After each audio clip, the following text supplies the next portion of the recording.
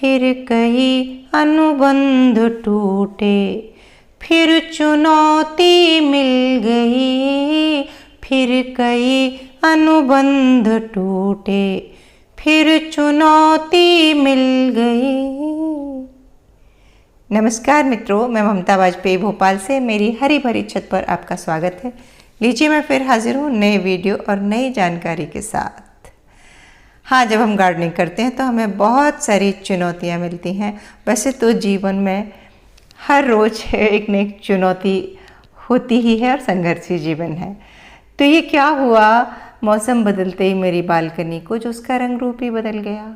यदि आपने पहले मेरी ये सेकंड फ्लोर की बालकनी का वीडियो देखा है तो आपने देखा होगा, ये मैंने एक पर्दा बनाया था बेल को चढ़ाकर, और ये इतना घना था कि आर पार कुछ नहीं दिख रहा था। और देखिए, मौसम बदलते ही पत्ते पीले पड़े, एकदम से तेज धूप निकली, क्वार की धूप, और एक एक करके पत्ते पीले पड़ने शुरू हुए। और इसी को मैं कहती हूँ कि चुनौती है। प्रकृति हमेशा चुनौती देती है हमें, और हमें उसे स्वीकार करना ही पड़ता है। पर हताश होने से कुछ नहीं होता, ये तो प्रकृति का नियम है। क्योंकि मैं ये जानती थी कि ये पत्ते पीले पड़ के झड़ेंगे, क्योंकि बेलों का स्ट्रक्चर ही ऐसा होता है कि जब बेलें ग्रोथ लेती हैं तो नीचे के पत्ते पीले होकर झड़ते जाते हैं, और आगे जो ग्रोथ होती है वहाँ बहुत ग्रीनरी होती है और बहुत खूबसूरती होती है। वीडियो के शुरू में मैंने दिखाया वो छत से बेल के ऊपर का व्यू था, जो ये मैंने कैनोपी बनाई है। तो जो ऊपर तक पहुंच गई है उसने सिर के ऊपर छाया कर ली है, और मैंने छत से उस ऊपर की पूरी कैनोपी को फिल्माया, और वो बहुत ही सुंदर और हरी भरी है। लेकिन नीचे का जो फ्रंट का पर्दा जैसा जो मैंने बनाया था तो वो खाली हो गया है। देखिए, तो कोई बात नहीं, जो जैसा जितना है उसको एक्सेप्ट तो करना ही है।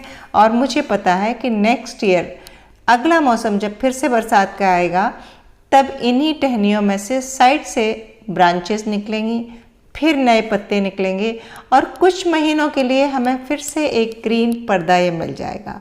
तो आज के वीडियो का विषय कुछ खास नहीं है, मैं बस अपनी बालकनी का पूरा ओवरव्यू दिखा दूंगी, और समय समय पर जो जो चेंजेस होते हैं वो मैं आपसे साझा इसलिए करती हूँ कि आपके बहुत प्रश्न आते हैं। वो हालांकि सब्जियों की बेलों के बारे में आते हैं कि मेरी बेलों के नीचे के पत्ते पीले पड़ रहे हैं, मैं क्या करूं। तो आज आपको उत्तर मिल गया कि ये एक सामान्य प्रक्रिया है कि बेल जब ग्रोथ लेती है पुराने पत्ते पीले पड़ के झड़ ही जाते हैं। तो ये जो बेल मैंने लगाई है इसका नाम है फायर बुश या ऑरेंज बेल भी कहते हैं। इसमें सर्दियों में बहुत गुच्छेदार फूल लगेंगे। अभी तो जो मेरे गमले रखे हैं वो मैं आपको दिखा देती हूँ। मैंने पिछली बार भी दिखाया था, कुछ गमले आगे पीछे करके जगह चेंज करती हूँ और थोड़ा दृश्य बदल देती हूँ। देखिए, अब ये पर्दा तो बहुत झीना हो गया है, आर पार का दिखने लगा है इसमें, लेकिन अडेनियम बहुत अच्छे हैं। अडेनियम को फुल सनलाइट चाहिए होती है, तो ये क्वार की धूप उसके लिए मनपसंद है। और जैसे ही ये धूप चटक धूप निकलना शुरू हुई है तो उसमें कलियां बनना भी शुरू हुई हैं। अडेनियम का ये स्वभाव होता है कि यदि उसे छाया में रख देंगे तो उसकी फ्लावरिंग पर सीधा फर्क पड़ता है, लेकिन जैसे ही तेज धूप आती है और उसकी फ्लावरिंग अच्छी होती है, उसमें कलियां बनना शुरू हो जाती हैं। हाँ, कुछ पत्तियां पीली पड़ के झड़ जाती हैं, जिसके लिए मैंने पहले भी बताया, डरने की बात नहीं। और ये एकमात्र पौधा है जो मेरे दूसरे कलर का है। ज़्यादातर क्या, ये मैंने ख़रीदा, और शुरू में मैंने एक पिंक कलर का ख़रीदा था। ज़्यादातर पौधे मेरे उसी की फली से, बीज से बने हुए हैं, इसलिए वो एक ही रंग के हैं। पर मुझे इससे कोई फ़र्क नहीं पड़ता। अडेनियम बहुत खूबसूरत पौधा होता है, भले ही वो एक रंग का हो। उसके अपने स्टेम में जो उसका कॉडेक्स होता है उसमें ही बहुत ब्यूटी है। उसको ऐसे ही आप लगा लो तो बगीचे में चार चांद लग जाते हैं। और मैंने अडेनियम केयर पर बहुत सारे वीडियो बनाए हैं, तो आप देख सकते हैं कि इनकी बहुत ज़्यादा केयर नहीं होती।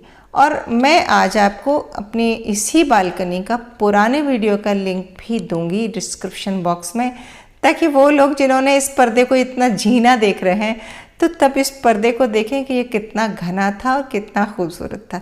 लेकिन यही घनापन देखिए ऊपर आ गया है। अब छत पे जब हम इसके नीचे कुर्सी डाल के बैठते हैं इस जगह में बालकनी में, तो बिल्कुल भी धूप नहीं लगती, इतनी छाया है। इसीलिए मैंने सारे इंडोर प्लांट जो सेमी शेडेड हैं वो मैंने नीचे यहाँ रखे हैं। मुझे पता है कि टॉप फ्लोर की तेज़ धूप को वो नहीं सहन कर पाएंगे और यहाँ वो ज़्यादा खुश रहेंगे। जब भी प्लांट केयर की बात चलती है तो किस प्लांट को कौन सा वातावरण चाहिए, अगर हमें इतना पता चल जाता है तब हम बहुत आसानी से केयर कर पाते हैं पौधों की, बहुत आसान हो जाता है हमारे लिए।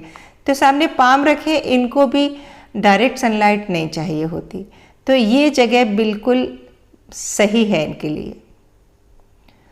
और अडेनियम को सनलाइट चाहिए, इसलिए मैंने, देखिए गौर कीजिए आप कि मैंने अडेनियम इस कैनोपी के नीचे नहीं रखे। और हाँ, वीडियो ज़रूर अंत तक देखें आप, क्योंकि दूसरे तरफ की कैनोपी भी मैं आपको बताना ही भूल गई कि देखिए कितनी सुंदर कैनोपी है। दूसरी तरफ मैंने मधुमालती की कैनोपी बनाई है, बीच में छत खुली है, एक कोने पर फायरबुश की है, दूसरे कोने पर मधुमालती की है।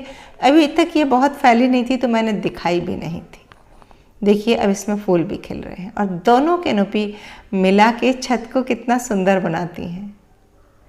तो ये मैंने पहले भी कहा, ये मेरी पुरानी बेलें हैं, इनकी जड़ें ज़मीन में हैं और अभी मकान में थोड़ा रेनोवेशन हुआ था, उसके थ्रू हमने ये फ्रेम जाल बनवाया और इन बेलों को हमने सहारा दे दिया।